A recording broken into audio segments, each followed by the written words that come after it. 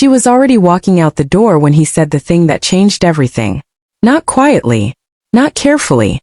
Not the way a man says something he half believes.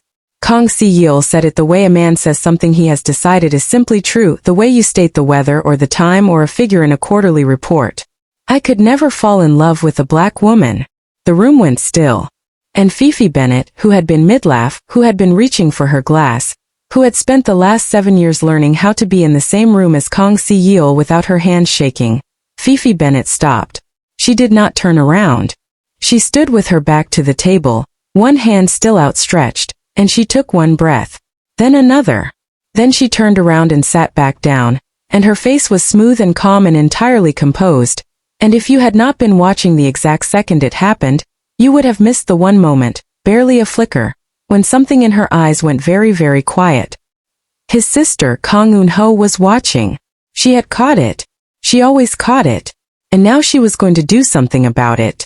If you believe that love does not have a rulebook, that the heart does not check passports or color charts before it decides, this story was made for you. Subscribe right now, hit the notification bell and hold on, because this is going to be one of the most satisfying things you have watched this year. Now, let us go back to the beginning. Kang Si Yeol was 34 years old and had never once in his life been caught off guard. Not in a boardroom, not in a negotiation, not in the middle of a crisis that would have leveled a lesser man. He had taken his late father's mid-sized construction firm and built it, quietly, methodically, without fanfare, into one of the most formidable real estate development companies in Seoul. He was the kind of man who made decisions like breathing. Steady, automatic, never labored. His romantic life was the one exception. He had dated 6 women in the past 4 years. All Korean. All beautiful, all accomplished, all perfectly suited on paper. Every single relationship had ended the same way, with the woman in question describing him, in varying degrees of composure, as emotionally sealed. One had said he was like trying to hold a conversation with a very handsome wall. He did not disagree. He simply did not see it as a problem. Kang Eun-ho, his younger sister by 3 years, saw it as a catastrophic problem, and had been vocal about this since approximately the second relationship. She was the kind of woman who cared about things fully and without apology, and she had decided at some point in the last year that the reason her brother kept cycling through women who eventually walked away was not the women. It was him. More specifically, it was the fact that he had spent 7 years in the same orbit as the most interesting person either of them knew and had somehow, catastrophically, bafflingly, in a way that defied all logic, failed to notice. Fifi Bennett had been Eun-ho's closest friend since their graduate program in London. She was Ghanaian British, 31, worked as a behavioral economist specializing in corporate decision patterns, which, if you thought about it, meant she spent her professional life understanding exactly why brilliant people made terrible choices. She was funny in the way that caught you off guard. She had an opinion on everything and delivered those opinions with the serene confidence of someone who had already thought about it longer than you had. She had also, for approximately 6 of the 7 years she had known the Kang siblings, been quietly, carefully, and completely in love with Kang Si Yeol. Eun-ho knew. She had known since year 1. She had watched Fifi get so good at hiding it that the hiding had become its own kind of heartbreak. And so on the evening that Kang Si Yeol sat across from his sister and their mutual family friend, Oh Jae-min, at a restaurant in Gangnam and said, with the complete conviction of a man who had genuinely never examined the belief, I could never fall in love with a black woman. Eun-ho put down her chopsticks. Very slowly. The way a woman puts down chopsticks when she is deciding not to throw them. Explain that, she said. Si Yeol looked at her, unbothered. I just mean different worlds. Different cultural languages. Different everything. It's not something I can picture for myself. Jae-min, Eun-ho said, turning to the other man at the table. Are you hearing this? Jae-min, who had been watching Fifi's face with the quiet attention of a man who had also been watching this particular situation for years, nodded slowly. I'm hearing it. It's not an insult, Si Yeol said, with the tone of a man who genuinely believed this. It's just honesty. Fifi set her glass down. Not loudly. Very precisely, like a woman placing a chess piece. So, she said, and her voice was completely even, you're saying that regardless of who she was, regardless of what she was like, what she built, who she loved, how she laughed, you could not fall in love with a black woman. Simply because she was black. Si Yeol looked at her. I'm saying it's not something I've ever been able to picture. Fifi nodded. She looked at her glass. She looked back up. Okay, she said. I want to make a bet. Eunho sat up straight. Jaemin put his drink down. 3 dates, Fifi said. She placed her hand flat on the table. You take me on 3 real dates. And I will make you fall in love with me. Not just like me. Love me.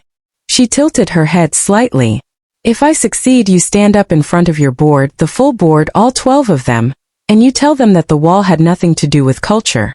That it was always just fear. Si Yeol raised an eyebrow. And if you don't succeed? Fifi smiled. It was the kind of smile that had no performance in it, only precision. I will manage the full logistics of your Accra and Abidjan expansion. Site sourcing, community liaison, everything. On my own time. For free.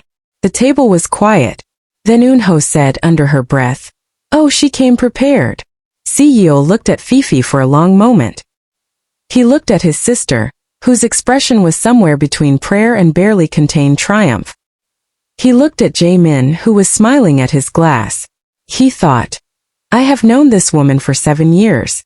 I know the way she laughs. I know how she takes her coffee. I know that she argues with economists in her sleep, because she once called out a faulty regression model in the middle of what Eunho described as the deepest sleep she had ever seen. I know her the way you know furniture. Familiar, fixed in its place. There is no possible version of this where I fall in love with Fifi Bennett. Deal, he said. Fifi picked up her glass and took a sip. Under the table where no one could see, her leg was shaking slightly. Date 1. Si Yeol arrived at Fifi's apartment building on a Friday evening in a car that was too nice for the occasion, in a suit that was precisely appropriate, with a reservation at Maru, the kind of restaurant that removed all variables. Controlled setting. Excellent food. Zero possibility of surprise. He was not prepared for the door to open. Fifi walked out in a deep burgundy dress that did something unfair to the evening light. Her hair was up in a high puff, the kind that seemed to have its own gravitational field. She wore small gold earrings, flat shoes, not heels, flat shoes, and moved toward the car with the unhurried stride of a woman who had decided something and was no longer nervous about it. She got in. She smelled like shea butter and black pepper and something warm that he could not name. You look, he started. Thank you, she said before he could finish. She clipped her seatbelt. You look fine too. Let's go. He drove. He kept his eyes on the road. At the restaurant, the first 20 minutes were fine. They were good, actually. Because 7 years of friendship meant a shared language. They interrupted each other, finished thoughts, laughed at references that needed no setup. A waiter said something mildly absurd, and they both caught it at the same moment and held back laughter with the synchrony of people who had been doing this for years. Then Fifi set down her fork.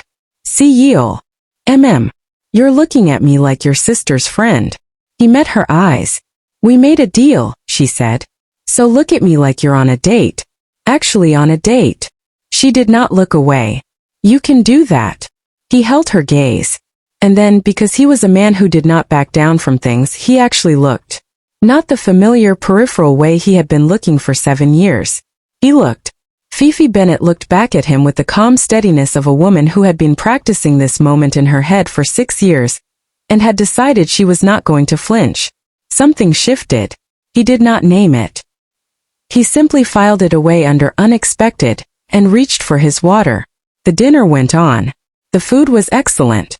At some point Fifi described a client she had consulted for, a finance director who had made 3 consecutive irrational multi-billion-won decisions, and then written a white paper explaining why they were actually rational, and the way she described it, the precision of her disdain wrapped in such perfect dryness, made Si Yeol laugh so hard he had to look at the table for a moment to compose himself. When he looked back up, she was watching him with an expression he had never seen before. Soft. Unhurried. Like a woman looking at something she had been waiting a long time to see. Has she always been this? He stopped the thought. Filed it. Outside, waiting for the car, Si Yeol looked at her sideways. You know this isn't going to work. You said that like you're already certain. She glanced at him. We still have 2 more dates. 7 years of knowing someone doesn't just rearrange itself. I'm not asking it to rearrange, Fifi said. I'm asking you to pay attention. The car arrived. He held the door. She slid in and looked up at him from the seat, and something in her eyes was both patient and completely unafraid, and for a half-second, Si Yeol felt the breath leave his chest for no structural reason. He got in. He drove. 15 minutes later, the car made a sound. Then slowed. Then stopped. Si Yeol stared at the dashboard. That is not possible. This car was serviced last week. Fifi looked out the window at the sky, which had been perfectly clear 10 minutes ago, and was now doing something deeply committed with rain. And yet, his driver was unavailable for 90 minutes. The service line said the same. Down the road, one lit hotel sign. One room left, a conference had taken everything else. They looked at each other. We've shared a tent, Fifi said. We've shared an airport lounge floor. This is basically luxurious. We'll take it, Si Yeol told the front desk. The room was small and warm and smelled like fresh linen. One bed. One narrow couch. Si Yeol claimed the couch before Fifi had finished looking around, and then settled in with his laptop and the particular focus of a man who was not thinking about anything else. Fifi went to shower. He answered emails. He was fully concentrated. He was fine. The bathroom door opened. Fifi walked out in a hotel robe, tied at the waist, her hair free of the puff now and slightly damp at the edges from the steam. She was scrubbing the back of her neck with a small towel and looking at the floor and entirely unself-consciously herself. Si Yeol looked up. He looked at her for exactly 3 seconds. Then he looked back at his screen. He did not type anything for approximately 45 seconds. When he came back from his own shower, Fifi was in the small kitchenette area, doing something that smelled extraordinary. He stood in the doorway. You found a kitchen in a hotel room? I found a kettle, 2 sad instant noodle packets, and a staff member named Mr. Park who was very open to negotiation. She did not look up. Sit down. You don't have to. I know I don't have to. She looked up then briefly. I wanted to. Sit. She made kelaweel, or something close to kelaweel, spiced fried plantain assembled from what the hotel had available, and what she had quietly produced from her bag, because Fifi Bennett traveled with a small container of spice blend the way other people traveled with chargers. She plated it beside 2 cups of strong ginger tea, and set it in front of him with the efficient grace of someone who cooked like it was a language, not a performance. He looked at the plate. The color of the plantain was deep gold. The smell alone was doing something to the room. He picked up a piece. He chewed. He was quiet for a moment. What is this? Kelaweel. She sat across from him. Fried plantain. My grandmother made it when we visited Accra. I've made it since I was 9. He picked up another piece. Then another. It's made with ginger, she said, watching him from under her lashes. And cloves. A little cayenne. The kind of thing you make when it rains. She paused. My grandmother said rain food should feel like a hand on your back. Si Yeol set down the piece he was holding and looked at her. Fifi looked back at him. In the overhead light of a small hotel room, with rain doing its full commitment against the windows, something moved across Kang Si Yeol's face that he could not entirely control. Something that was not attraction or not just attraction. Something quieter. Something that felt uncomfortably like recognition. Then Fifi screamed. It was the full volume, no hesitation kind of scream, the kind that happens before thought arrives. And she was out of her chair and behind Si Yeol in under 2 seconds, arms locked around him from behind, face pressed into the back of his shoulder. He looked at the floor. Cockroach. Small. Unhurried. Moving across the tile with the complete indifference of something that had been there before them, and expected to be there after. Fifi. His voice was entirely neutral. It is a cockroach. I am aware of what it is. It is smaller than my thumb. Size is not the issue. It is moving away from you. Please, she said into his shoulder. Just take it away. He handled it. He came back. Fifi was at the far end of the room, robe wrapped tightly, arms crossed, watching the floor with the expression of a woman who had survived a genuine ordeal. She looked up. Don't laugh. I'm not laughing. His face was completely straight. Si Yeol, I can see you not laughing. That is just my face. She pointed at him. That is not just your face. That is your trying not to laugh face, and I have known you long enough to know the difference. He sat back down on the bed. She came back slowly, still eyeing the floor. And something in his chest, as he watched this woman who professionally dismantled behavioral biases, and had once made a room of 40 executives sit in silence for 30 seconds by asking a single question. Something in his chest moved toward her without his permission. Adorable, he thought. And caught himself. Hours later, the rain had thickened. Lightning came in wide white seams across the sky. Fifi was on the bed, Si Yeol on the couch. The light was off. Si Yeol. I can't sleep. He waited. Thunder, she said. Just that. Not a request. Not helplessness. Just a fact offered to another person. He looked at the ceiling. Then he got up, crossed the room, and lay down on top of the covers beside her. She turned and rested her head against his chest immediately, the way someone moves toward warmth without thinking. He felt her exhale, the full, deep kind, the kind that takes something with it. He looked at the ceiling. Lightning. Thunder. She flinched slightly at each. Let me tell you something, he said. What? My first year running the company. There was a crisis meeting. 40 people, full board, international partners dialing in. He kept his voice low and even. I had dressed in the dark that morning because I had a 5 a.m. call I wasn't going to miss. I walked into that meeting, and for the first 45 minutes, I could not understand why my CFO kept glancing at my feet. Fifi's breathing was already slowing. Why? One black shoe. One dark navy shoe. Almost identical. Not quite. She laughed soft, half awake. No. He passed me a note. Said left foot. Wrong shoe. And then, because Park Hyun was the best CFO I have ever had, he produced a spare pair of black shoes from his own office and left them outside the door during the break without saying a word to anyone. Fifi's hand had curled loosely against his chest. Her breathing had gone long and even. He kept talking. Softer. Slower. Until she was asleep. Then he stopped. And looked down at her. In the shifting dark of the room, rain still loud against the glass, her hair was slowly releasing from its styling. Curls reasserting themselves in the steam and heat. Her face was still. Her lashes were long against her cheek. She looked the way a person looks when they have stopped performing existence and just exist. He had been in rooms with a great many beautiful women. This was different. Not because of what she looked like, though that was not nothing. Different because of how she was. Because she was not arranged for his benefit. Because she had walked out of that bathroom not thinking about him at all. Because she had screamed about a cockroach with the full volume of a woman who was not trying to be charming. Because she had made him kelaweel in a hotel kitchenette with spice from her bag and called it rain food. He thought, without meaning to, I may not have been paying attention. He looked at the ceiling. He listened to rain. He did not sleep for a long time. Day 2. He texted her about the second date on Wednesday. She had not pushed. She had simply waited, and when his message came Saturday, she replied 4 minutes later. I was wondering when you'd ask. Saturday is fine. He had listed options. A members-only art installation. The new rooftop restaurant that had a 6-week waitlist he could bypass. A jazz evening at a venue that required knowing someone. She replied. I want to go to the food market at Mangwon. He stared at the message. He texted, you want to go to a market? She replied.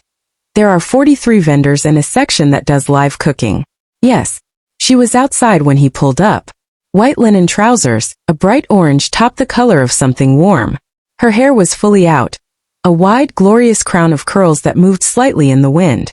She was eating a small rice cake she had apparently already purchased from a nearby vendor. She pointed it at him when he got out of the car. You look confused, she said. I don't know where to park at a market. I already found you a spot. She pointed. Come on. What followed was the least CO afternoon Kang Si Yeol had ever had in his adult life, and he enjoyed it with a completeness that slightly alarmed him. Fifi moved through the market like she had a mental map.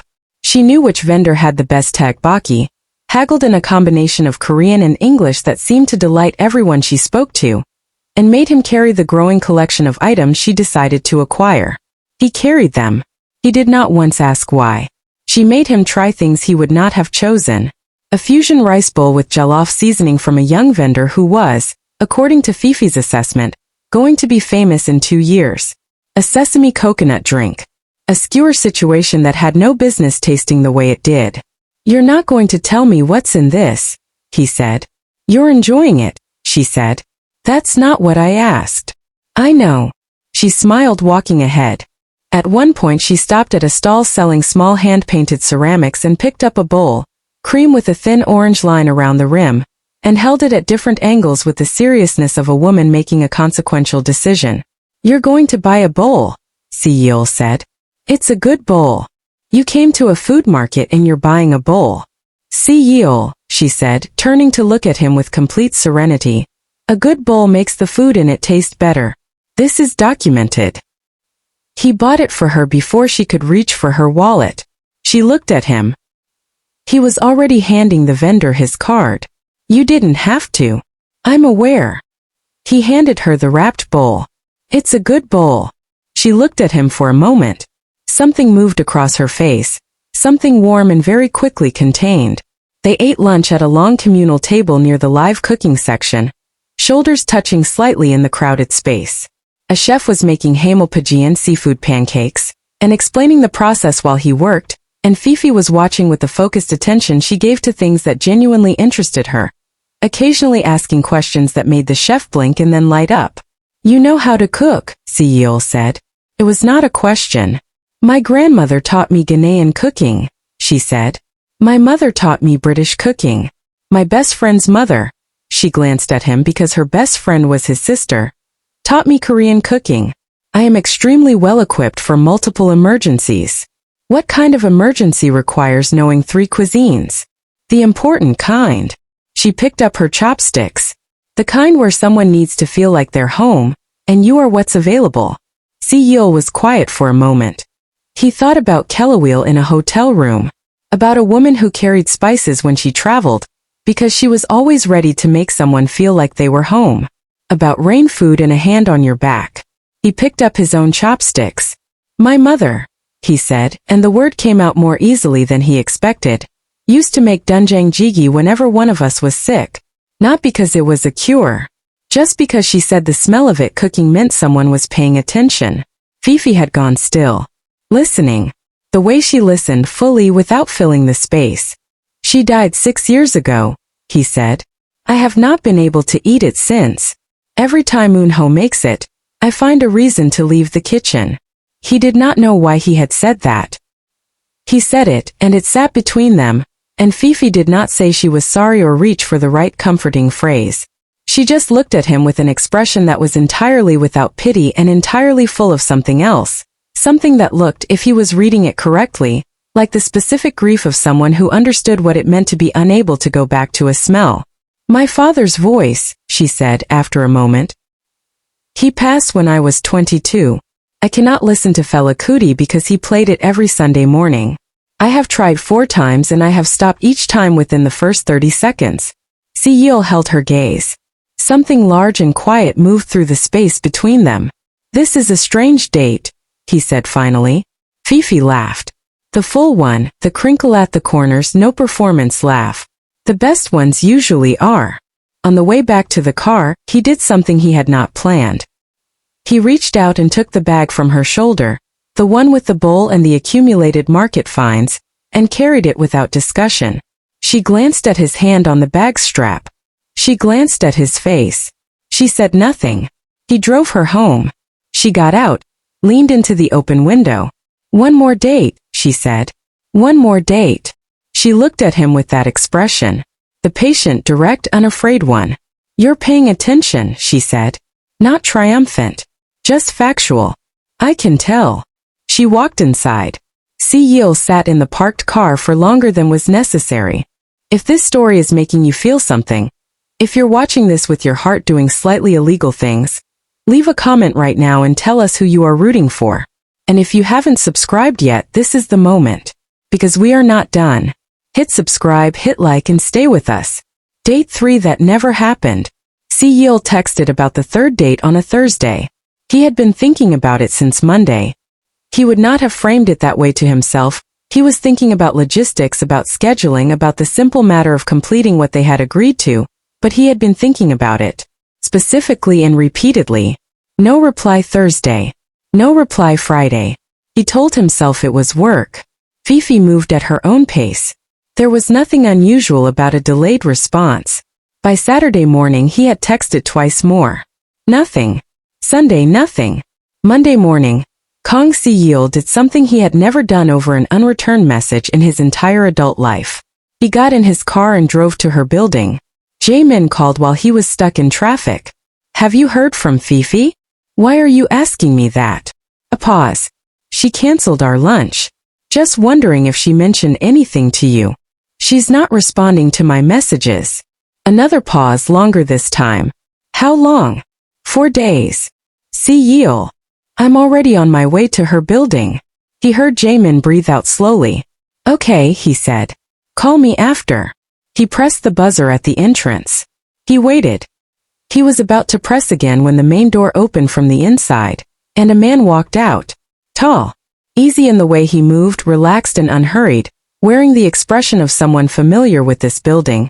Someone who knew the parking situation because he had navigated it before. He nodded at Si Yeol pleasantly and walked to a car at the curb and got in. Si Yeol stood in the open doorway.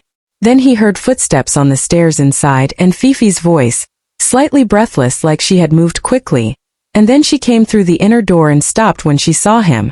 Si Yeol. Her voice was very careful. You haven't been answering. His voice came out flatter than he intended. I know. I'm sorry. She stepped outside. Can we talk out here? They stood on the steps. The afternoon was warm. Fifi's hands were in her pockets. Who was that? He said. She met his eyes without looking away. His name is Kwame. He's someone I've been speaking to for a few weeks. Things moved quickly. She paused.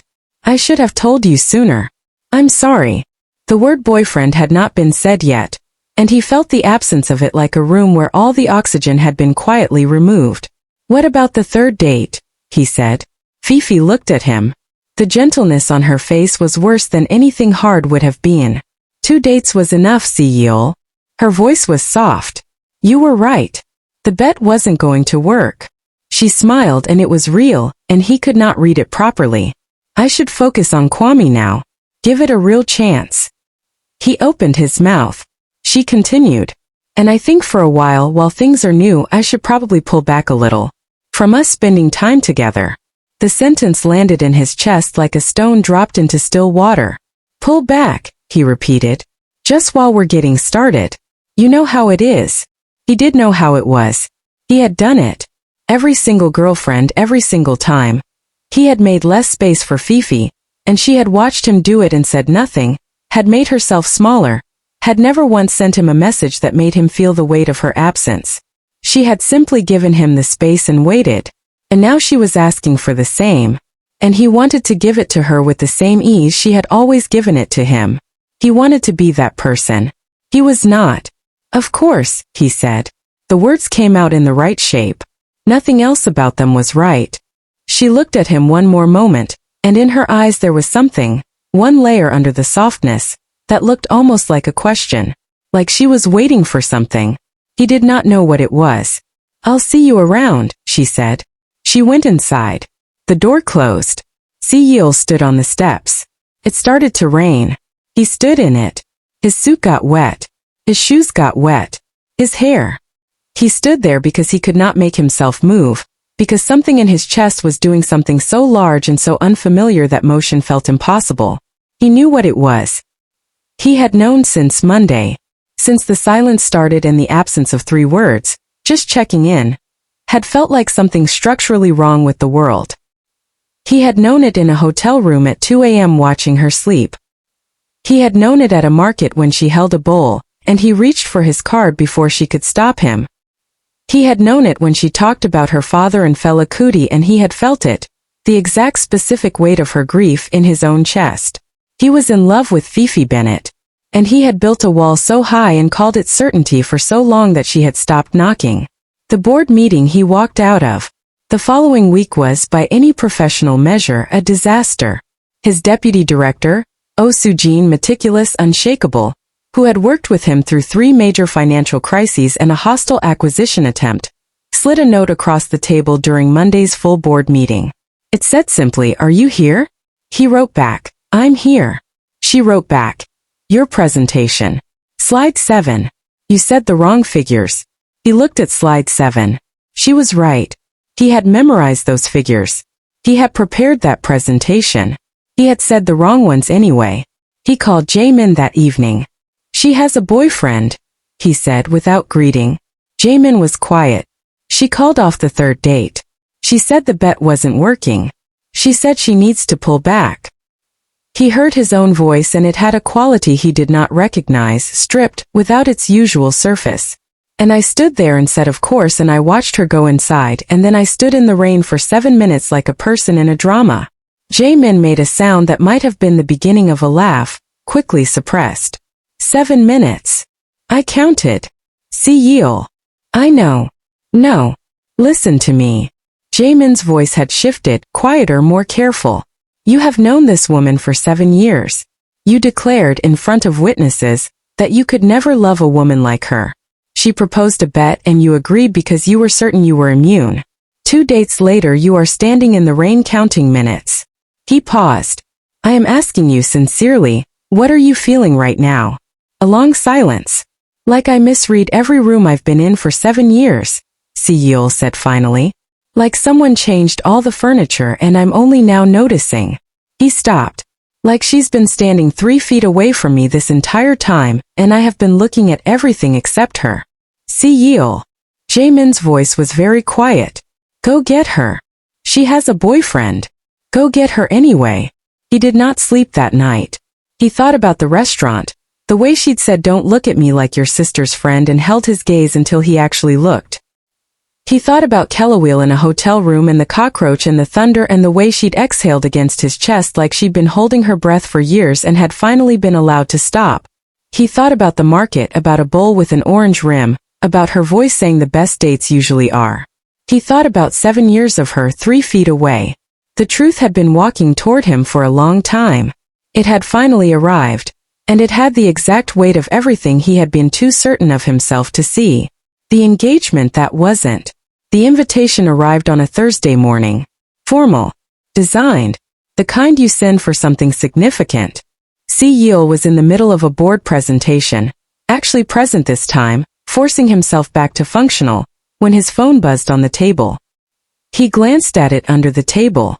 Celebration of engagement. Fifi Bennett and Kwame Asari Boateng. This evening. Rooftop at Pyeonghwa Hall. 7 p.m. He read it twice. Then he stood up. The room went quiet.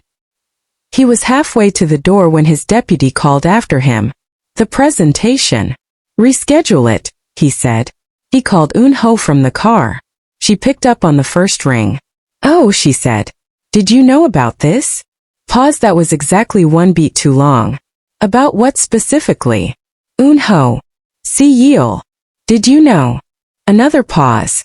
Then very quietly, "Just go to the venue, Appa." He drove. He did not think about how he looked. His jacket slightly uneven, his tie from this morning's board appearance, his hair exactly as the wind had made it during the walk to the car. He thought about nothing except the fact that he was not going to stand at the edge of his own life and watch. The rooftop was lit with string lights. The city stretched gold below it.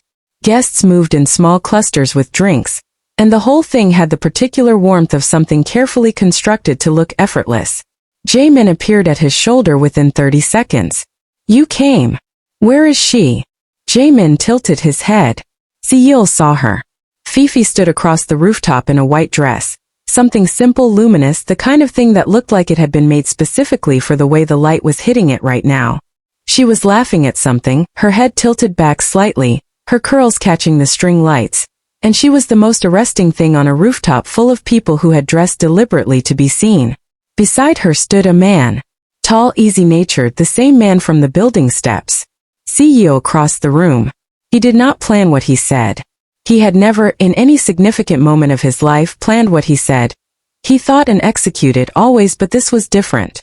This was not execution. This was just the truth, finally out in the open, finally given the air it needed. He stopped directly in front of Fifi. The group around them went still. "Si Yeol," she started. I can't let this happen. His voice was not loud. Did not need to be. The rooftop heard it anyway. I know I was slow, he said. I know I said something in that restaurant that I should never have said, not because it was unkind, but because it was a wall I built and called it principle, and that is worse than unkindness. I know I spent 7 years looking at you and not seeing you the way I should have.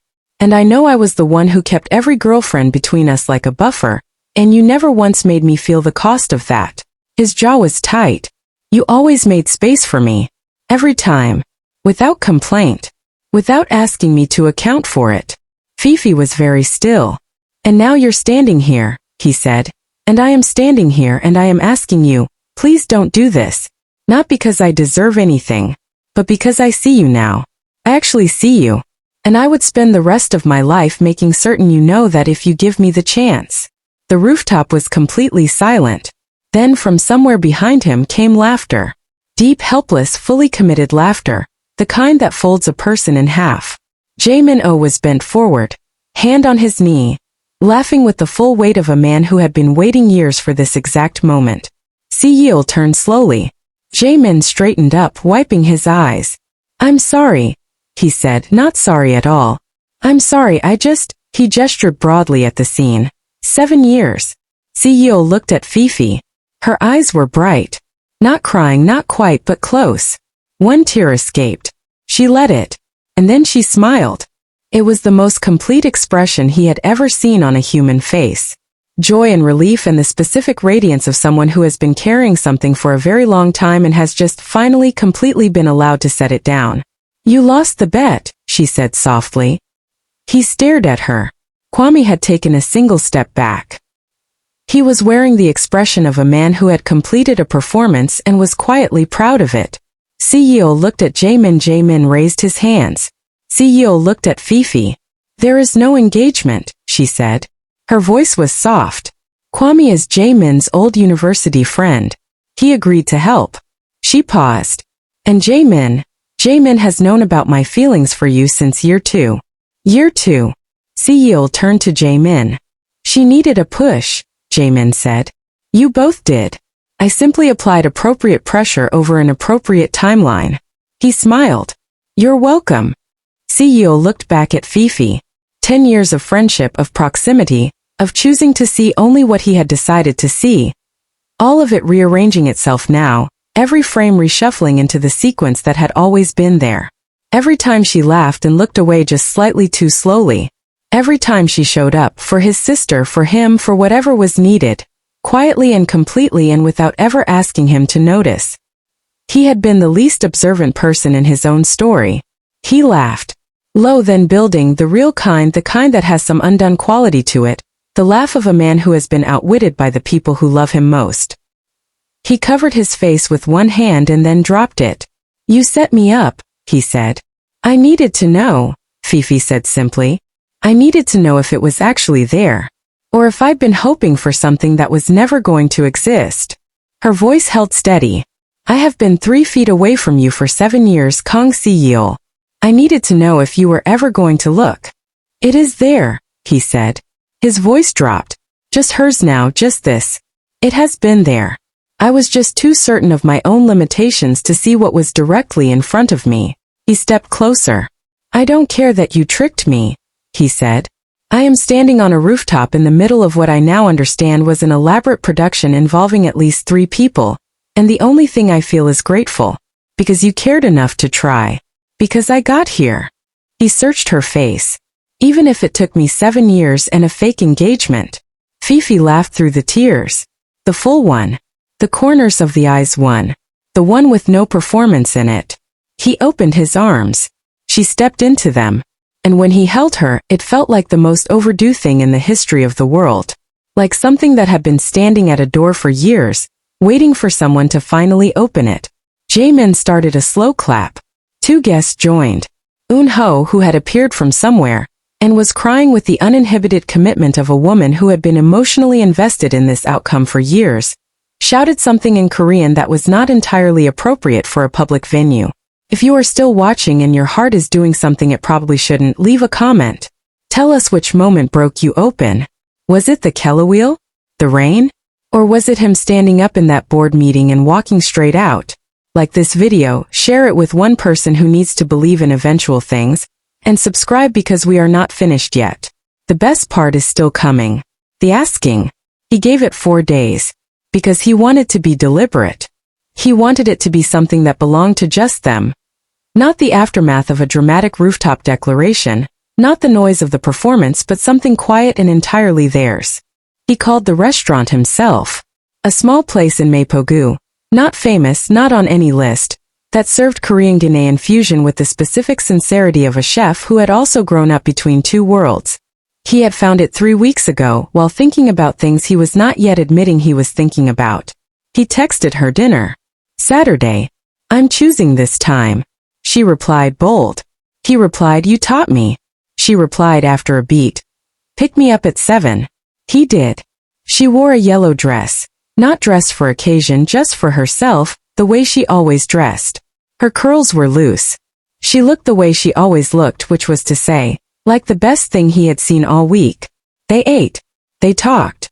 A chef came out personally to explain the jollof risotto, and Fifi interrogated him about the pepper ratios with the focused passion of a woman who took this seriously, and the chef was visibly delighted, and Si Yeol sat across from her and thought, I will never stop finding this wonderful. The dessert arrived. Fifi looked down at the plate.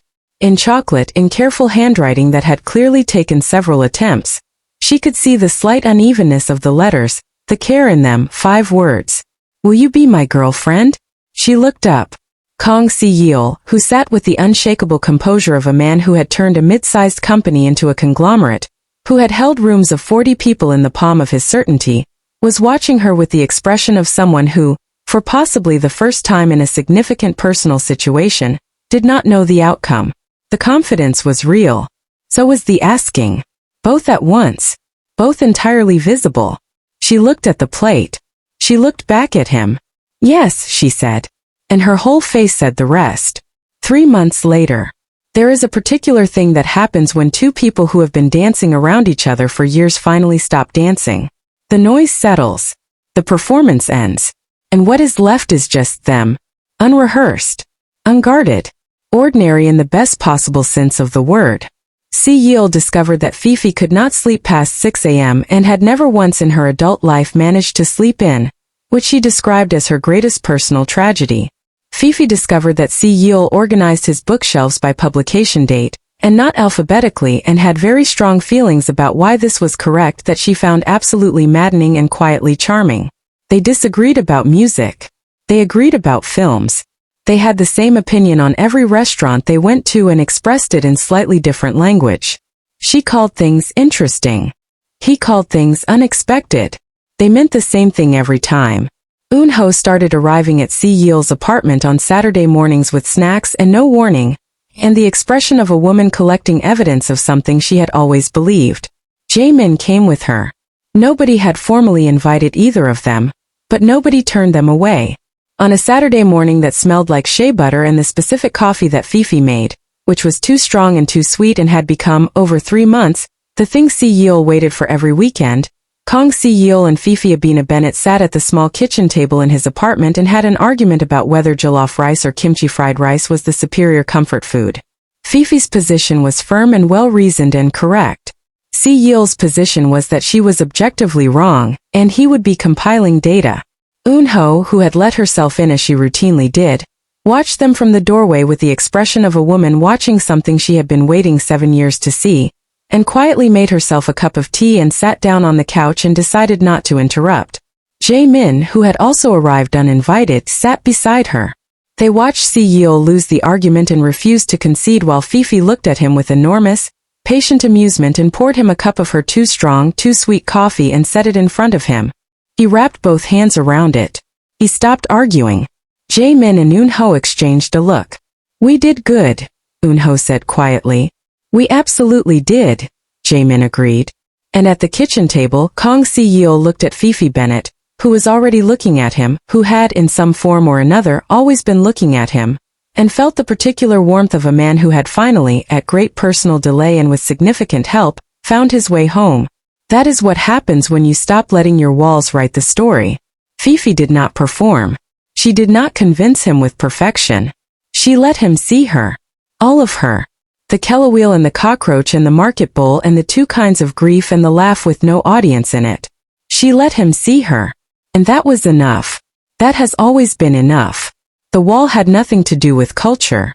Si Yeol stood before his board exactly 3 weeks after the rooftop and said it, plainly, without preamble, because he had made a bet and he was a man who kept his word. He said, I built a wall and called it principle. It was not principle. It was fear dressed up in logic. And I was the last person in my own life to know it. His board looked at him.